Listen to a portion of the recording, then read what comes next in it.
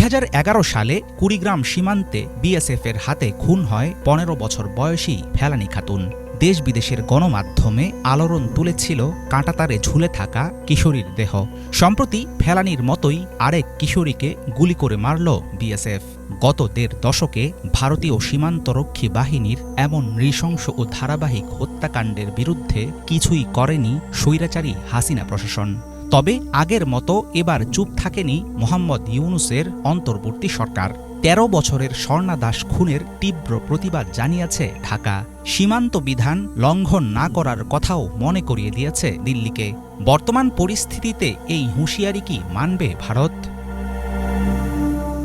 একদিকে পারস্পরিক সম্পর্ক টিকিয়ে রাখার কথা বলছে ভারতের পররাষ্ট্র মন্ত্রণালয়, অন্যদিকে তাদের সশস্ত্র বাহিনী যেন বাংলাদেশ সহ চারপাশে নজর রাখে সেরকম আদেশ দিচ্ছেন দেশটির প্রতিরক্ষা মন্ত্রী রাজনাথ সিং।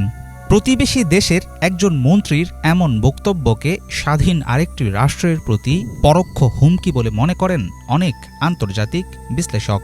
এদিকে 6 সেপ্টেম্বর শুক্রবার ভারতীয় সংবাদ মাধ্যম ইন্ডিয়ান এক্সপ্রেসের একটি প্রতিবেদনে দেখা যায়, বাংলাদেশিদের অবৈধ অনুপ্রবেশ ঠেকাতে বর্ডার গার্ড বাংলাদেশকে অনুরোধ জানিয়েছে বিএসএফ।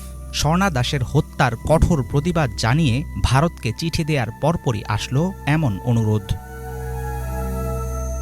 ভারতের পেনাল কোড কিংবা আন্তর্জাতিক কোনো আইনেই নেই নিরস্ত্র নাগরিককে গুলি করে বা নির্যাতন করে মেরে ফেলার বিধান।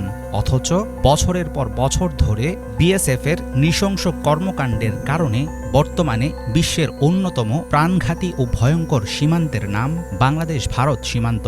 ছাত্র জনতার অভ্যুত্থান ছাড়াও বিভিন্ন সময়ে উঠে এসেছে ফেলানী ও অসংখ্য নিরীহ মানুষের মৃত্যুর ঘটনা। আজ পর্যন্ত শাস্তি হয়নি ফেলানীকে হত্যাকারী বিএসএফ সদস্যের।